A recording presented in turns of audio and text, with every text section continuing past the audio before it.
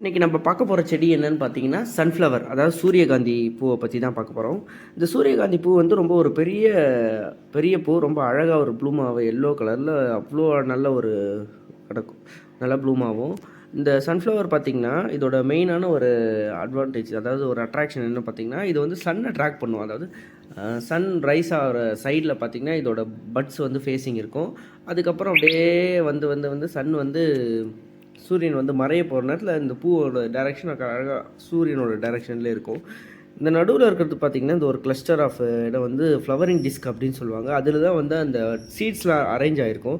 இந்த ஒரு ஒரு சின்ன சின்ன பூக்களும் தெரியுதில்ல, அது எல்லாமே வந்து பார்த்திங்கன்னா ஃபுல்லாக பாலினேட் ஆகி அப்படியே ஒரு கிளஸ்டர் ஆஃப் சீட்ஸ் அது அரேஞ்ச் ஆகிருக்கும். என்னோடய சன்ஃப்ளவர் பார்த்திங்கன்னா towards direction of the sun, அந்த சைடில் தான் இது வந்து ஃபேஸ் ஆகிருக்கு. இதான் வந்து பார்த்தா ஓப்பன் ஏரியா, இந்த சைடில் ஓப்பன் ஏரியா இருக்கிறதுனால இந்த சைடில் தான் வந்து இது ஃபேஸ் ஆகிருக்கு. அதேமாதிரி இதோட பட்ஸ் பார்த்திங்கன்னா இப்படி தான் வந்து ப்ளூம் ஆகும். நான் ஆல்ரெடி வந்து சன்ஃப்ளவர் வச்சுருந்துருக்கேன், அதாவது ஒரு 30 to 35 பிளான்ஸ்க்கு மேலே வச்சுருந்தேன் நான். அப்போ வந்து பார்த்திங்கன்னா கொஞ்சம் நல்லாவே தெரியும் வந்து இந்த எல்லாமே.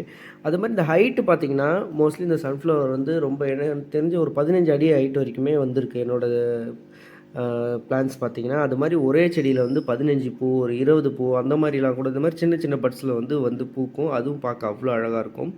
இது இலைகள்லாம் பார்த்திங்கன்னா கொஞ்சம் முள்ளு முள்ளாக இருக்கிறதுனால ஆடு மாடு அதெல்லாம் எதுவுமே கடிக்காது. அதனால் வந்து ஈஸியாக வச்சு வளர்த்துடலாம். கொஞ்சம் கார்டனில் பார்க்குறதுக்கு அவ்வளோ அழகாக இருக்கும். என்னோடய பேர்ட்ஸ்க்கு போடுற ஃபீட்லேருந்து எப்படியோ ஒரு சீடு வந்து மிஸ் ஆகி இப்படி வந்து விழுந்தது தான் இங்கே வந்து இப்படி வந்து அழகாக பூத்துருக்கு. கையில் வச்சு காட்டுறேன் பாருங்கள் எந்த அளவுக்கு ஒரு பெரிய ஃப்ளவராக இருக்குன்னு.